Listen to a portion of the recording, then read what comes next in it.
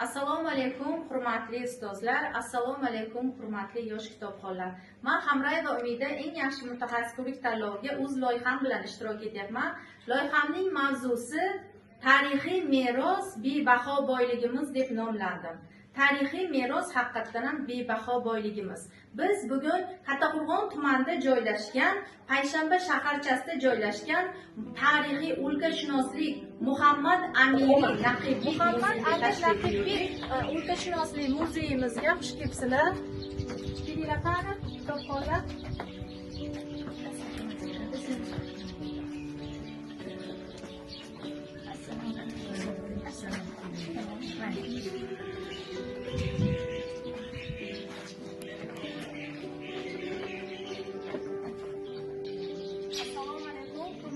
Yosh kitobxonlar va assalomu alaykum hurmatli ustozlar.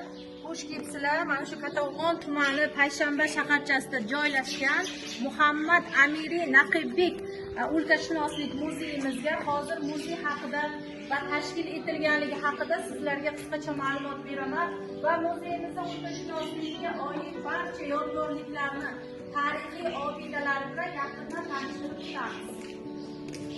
Obidalarimiz, yodgorliklarimiz hammasi mujassam qilingan. Bundan maqsadimiz nima? Bizni mana shu o'sib kelayotgan yosh avlodimizni tarixiy merosimizga bo'lgan hurmatini asrab avaylash va ularga kelajakda mana sizlardan keyingi avlodga biz butun ko'plab saqlab yetkazish maqsadida mana shu siz yosh kitobxonlarni mana shu Muhammad Amiri Naqibik muzeyiga sizlarni taklif qildik. Hozir yana ichkaridagi o'lkashunoslik tarixiy obidalarimizni, tarixiy yodgorliklarimiz bilan sizlarga yaqindan tanishtirib o'taman. Aziz yosh kitobxonlar, mana shu Kattaqo'rg'on tumani Payshanba shaharchasida joylashgan Muhammad Amiri Naqibik hozir o'lkashunoslik muzeyimizni eski holati va yangi holati bilan, tarixi bilan sizlarni tanishtirib o'taman. İlk bor o'zi muzeyshunoslik ilk bor Yevropada 15-16 asrlarda paydo bo'lgan. Mana bu mana shu muzeyimiz eski holati 1291 ya'ni 3-asr tarixiy meros obidasining qisqacha tarixi bilan tanishtirib o'taman.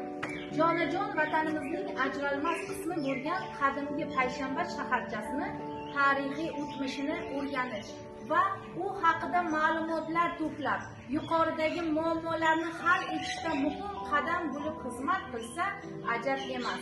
Chunki Payshanba shaharchasi Kattaqo'rg'on tumanidagi eng qadimgi tarixiy joylardan biri bo'lib, bevosita Buyuk Ipak yo'li tarmoqlaridan birida joylashganligi va bu joy qadimiy savdo markazlaridan biri bo'lganligi ham kishilarda katta qiziqish uyg'otadi. Payshanba so'zi juda qadimdan ma'lum bo'lib, panj, 5 va shanba kun degan forscha so'zlarning qo'shilishidan hosil bo'lgan. Bu so'zning ma'nosi 5-kun degan ma'noni bildiradi. Hozirgi kunda saqlanib qolgan yodgorliklardan Muhammad Amiri Naqibiy madrasasi, Qalamdarxona, Jomi masjidi, Dovxon ota, Zanjirli ota, Said Jaloliddin qabristonlari mavjud bo'lib, ayrimlari ta'mirlanmoqda. Payshanba shaharchasining qoq markazida joylashgan Muhammad Amiri Naqibiy madrasasi ham xaroba holatda edi. Mana shu xaroba holatda edi. Hozirgi kunda ta'mirlanib chiroyli va yoshlarimizga o'rnak bo'ladigan darajada ta'mir talabdan chiqib chiroyli holatga keltirildi. Uzoq yillar davomida hech kimning qadami tegmagan bu madrasa bir vaqtlar Payshanba shaharchasining ko'rki hisoblangan. Bu madrasada qanchadan qancha tolibi ilmlar, saboq o'rganib, xalqimizga xizmat qilgan edi. 1791-yil Muhammad Amiri Naqibiy tomonidan qurilgan bo'lib, Sovet davrigacha tolibi ilm tayyorlashda xizmat qilib turdi. Keyinchalik bu ham, ya'ni 1928-yil yopilib qarovsiz qoldirildi va xarobaga aylandi. Aslida Muhammad Amiri Naqibik kim bo'ldi? Nega u kishi bu yerga madrasa qurdirgan? U kishining ismi Muhammad Amiri Naqibik. Uning lavozimini bildirgan bo'lib, amirning vakili degan ma'noni bildirar ekan.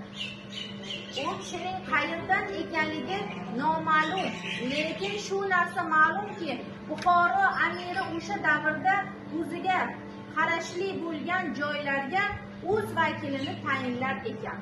Shu munosabat bilan Xatirchi, Kattaqo'rg'on, Qoradaryo hududlariga bu kishi vakili etib tayinlangan. Aziz kitobxonlar, biz mana shu Muhammad Amiri Naqibbek muzeyiga tashrif buyurganimizdan asosiy maqsadimiz siz yoshlarga milliy tariximizni hurmat qilish va ularni asrab-avaylash, kelajakda biz butun yosh avlodimizga yetkazib berish maqsadida sizlarni mana shu Muhammad Amiri Naqibbek muzeyiga tashkil qildik va mana shu tariximizni asrab-avaylaysiz va kelajakda to'plovchi, o'zi tarix, bo'lkashunoslik nima? To'plovchi, saqlovchi, asrab-avaylovchi, targ'ib qiluvchi va ma'naviy muassasa hisoblanadi.